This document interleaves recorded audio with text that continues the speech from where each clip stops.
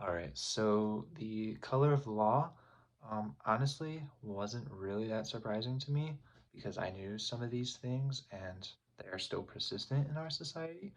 However, I think maybe the most surprising thing would be the deadlock in Congress post World War II, um, with the dilemma of either making more housing or desegregating it.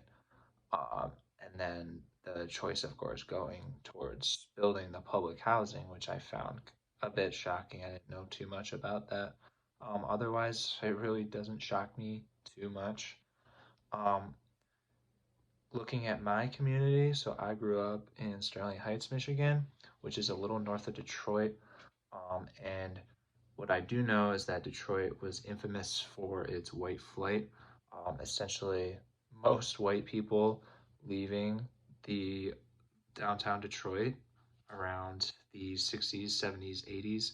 Um, and ever since then, the population has gone down. Detroit used to be a thriving city, and now the population still to this day keeps trickling down and down. And if you go to census numbers, it's honestly shocking. And you can, of course, see how that would affect the local economics around Detroit, and especially the auto industry, which used to be a powerhouse in Detroit. And so this has absolutely affected my community, and I'm sure countless ways. Um, is anything missing from the color of law?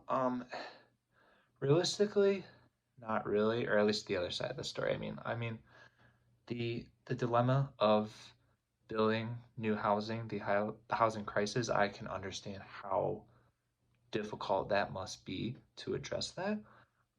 But I really don't see any justification for some of these policies. It's just blatantly racist, and I think this is just one of those issues that really don't have a solid opposing side to the argument. And I am a person who is usually good about seeing that. This is just one of those blatantly obvious ones. Um, my community, yeah, my school definitely felt a bit segregated. I will say that I have, where I grew up, there is a large population of Chaldeans and Albanians, and so I got some of those cross-racial friendships, which was really nice and very beneficial. I think that it's still lacking in some ways. I think the consequences um, can really be endless to it. I just think getting those different cultural perspectives and just generally different ways of thinking, like being able to incorporate that in your life or at least just experience them a little bit, I really think that goes a long way. And just not only being knowledgeable of your community, but also um, being able to be more accepting, have at least basic respect for the people around you, even if they don't think the same way as you. One thing I'd like to better understand about my community, I guess going back to earlier, how Detroit's white flight really affected it. Um, because I'm in straight up suburbia, predominantly white. Like I said, maybe more diverse than some of these towns that experience the same syndrome in the 60s and 70s, etc. But I'd be curious to see how that's affected me and maybe even my own family. Um, I was not surprised that Chief Justice Roberts got his facts wrong.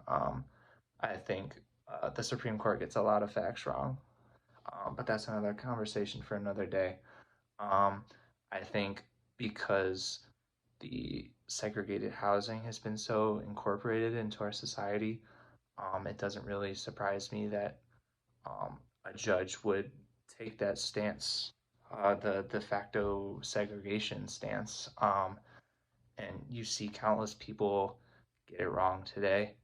Um, Even though the history is out there, people still have a hard time accepting this. It's just such a tough um, thing to grasp, which is understandable. But going going towards denial rather than educating yourself is only going to make this problem worse. And I know this is a long video, but unanswered questions. Honestly, the one that stands out to me is where do we start? This is just such an incorporated issue into our society that I really don't see where to start with that. It's almost overwhelming, but you gotta start somewhere, you know.